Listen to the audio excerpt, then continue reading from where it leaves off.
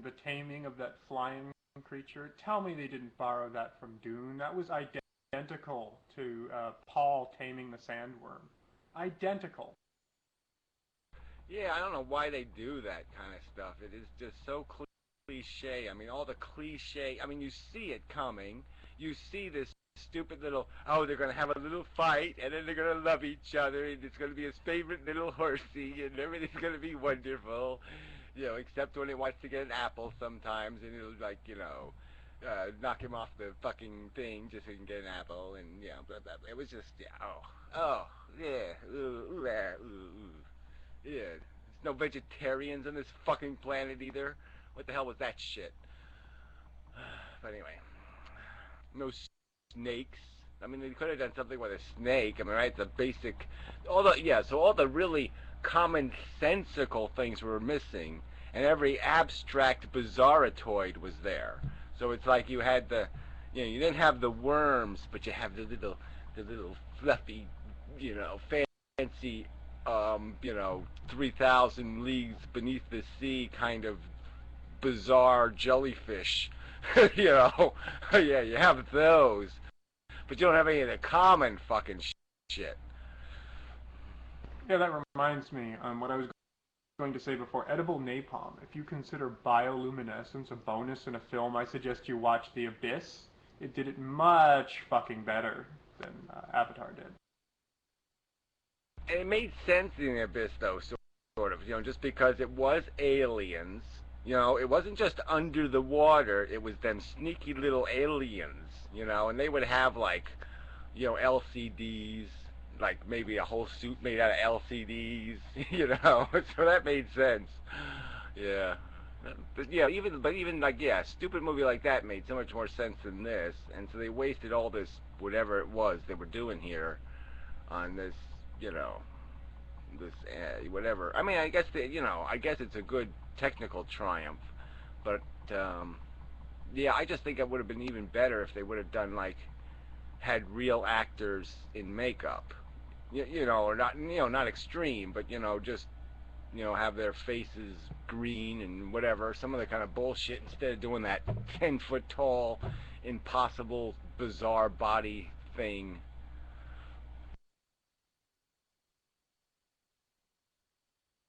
Anyway, it was just How is fucked that up on film so many anti-military? levels. The indigenous creatures needed the white savior in order to organize them into a pseudo-military, a paramilitary. I think it was very pro-war.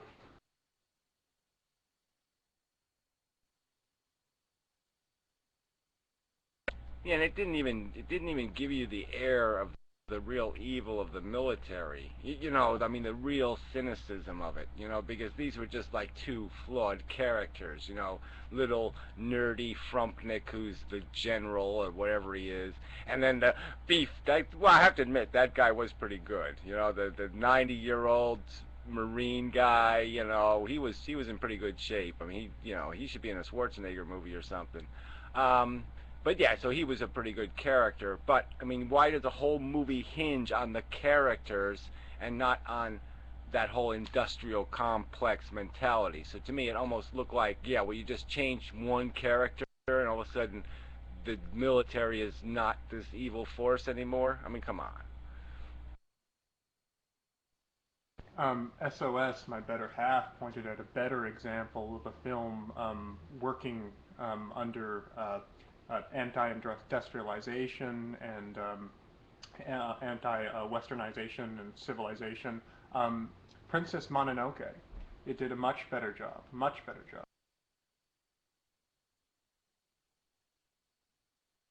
Yeah, well, I mean, it's a common look. There are common themes, in movies. I mean, there's always they got to do this good guy, bad guy thing. They got to create the artificial tension, and the Matrix cheated so many ways. But even the Matrix to me was so much a better lie than the lie of this movie. The impossibility, the stupidity of it, you know the whole thing hinged on the tree god mobilizing the hammerhead cows and the, you know, Batatrons to come rescue, because they had lost the war. it wasn't for the, if the hammerhead cows didn't show up, it all was lost. I mean, just, ugh, I hate that shit.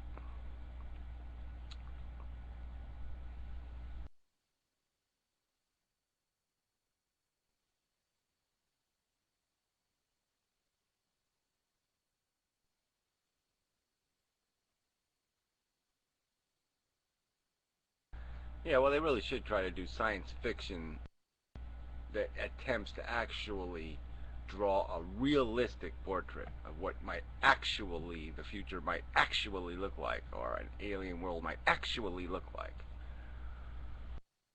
I don't think that's necessary. I mean, science fiction really should be used as nothing more than a vehicle for philosophical or uh, ethical exploration. You can, engage in suspense of disbelief with some kind of unrealistic world, but I mean, if the film really lacks any novel or sensical underlying message, like Avatar did, no matter what you do, it's going to be a steaming pile of shit.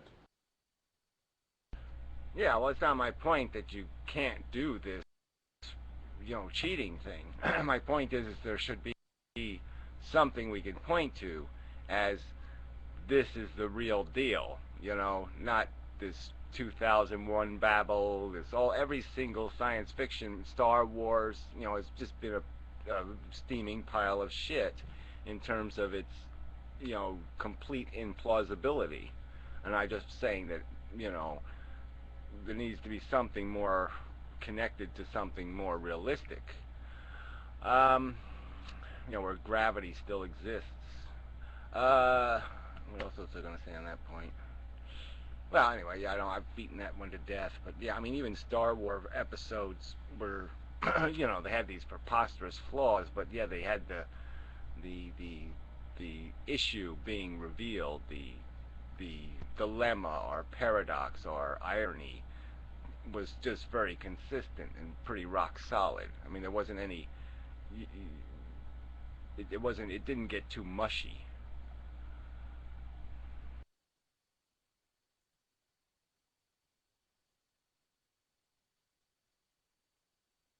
I mean, you were always stuck with that conflict between Kirk and Spock, and logic and human emotion, and all, so it didn't like come up with some sort of fairy tale la la answer, even though they always won and everything was always fine, blah blah blah.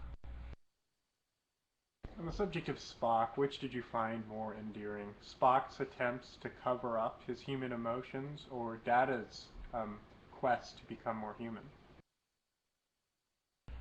Yeah, well, they're both.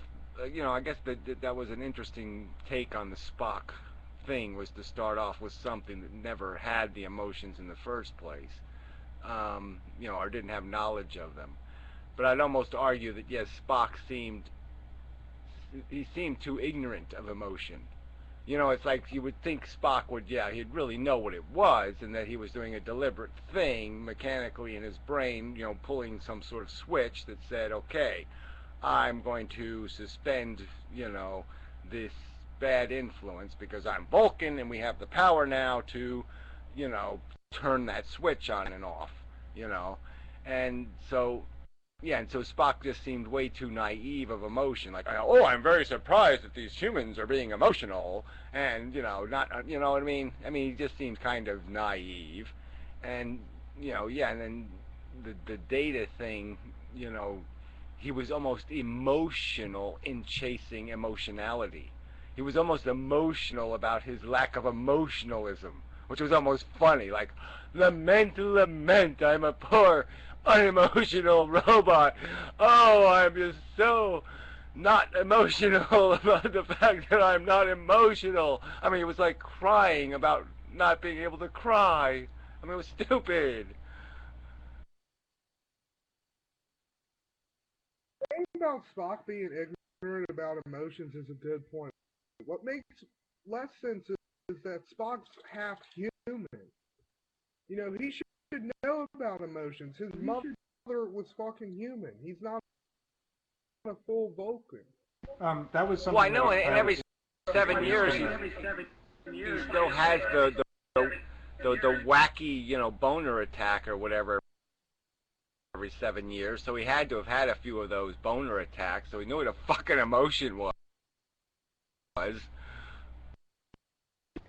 Yeah, that was something that was kind of introduced in the films about Spock being entirely alien and unaware of emotion.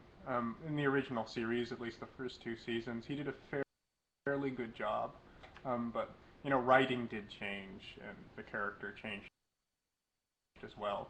But Data did show some rather uncharacteristic emotions, especially in The Offspring, an episode of the Next Generation where he makes a child called Lol. He kind of has these paternal emotions and sentiments towards his creation, and he acted incredibly emotional all throughout the episode. I thought that wasn't really explained or accounted for in that 30-minute segment. Yeah, I mean, if you're going to do that mechanical thing right, it's almost got to be like HAL the computer, like an artificial, known to be artificial kind of rational sentimentality, where you're making rationalizations like you had an emotion, completely a pretense of a motivating force behind you. When, your motivating force is just playing word games. That's what a real intelligence would be doing, would just be manipulating concepts and ideas to, to fulfill or satisfy some prime directive that was built into it. And yeah, I mean, so yeah, Data should have been,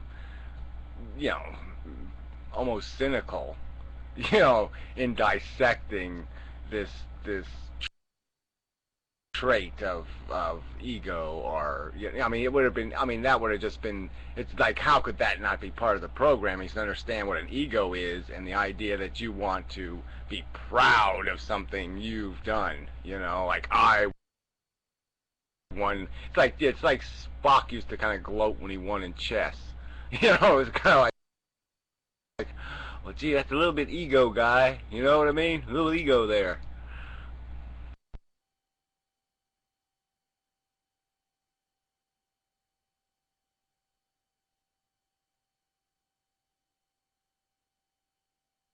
Damn, Blog TV crashed. God damn it. So anyway, but yeah, I mean, movies like that are good to just get the brain rolling about all these little subtleties, what makes life life and all that, because it just makes it so obvious, about these agendais and what themes are going on in the world. Especially the first half hour of that movie was just so fucking. I mean, his narrative was just so fucking goddamn cliche. You're gonna have this guy bother with this up that is just so fucking predictable.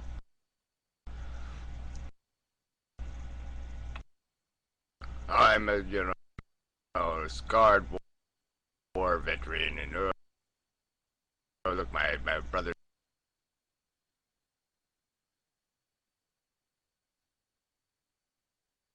dead, and I'm going to be taking his place, and blah, blah, blah. I mean, just such bullshit. I mean, just so. I mean, every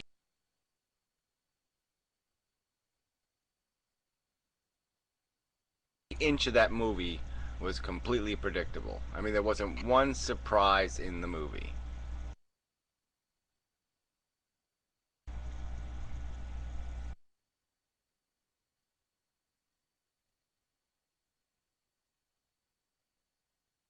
I mean, even the goddamn ship at the end crashing and landing like 15 feet.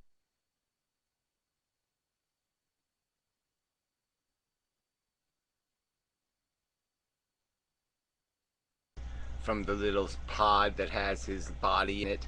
I mean, oh yes, it's a whole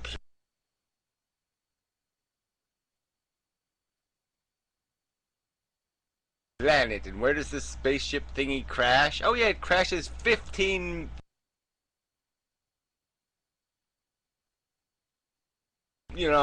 meters from the goddamn thing that you were hiding on, Mount Special.